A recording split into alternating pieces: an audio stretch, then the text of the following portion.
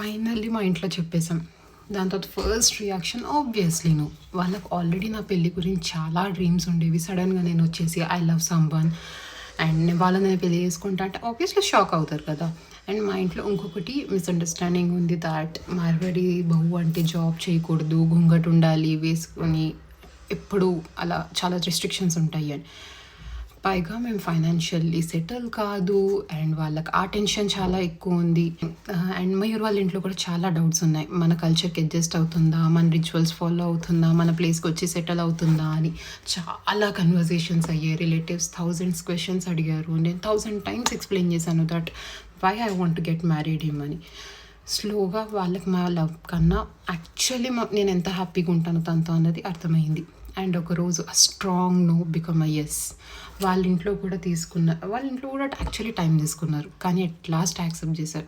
ఆ రోజు నాకు అర్థమైంది లవ్ అంటే జస్ట్ ఒకరినొకరు చూస్ చేసుకోవడం కాదు, యాక్చువల్లీ ఫ్యామిలీస్ని గెలవడం అని. కానీ ఆ స్టోరీ అక్కడికే కంప్లీట్ అయ్యిందా? లేదు.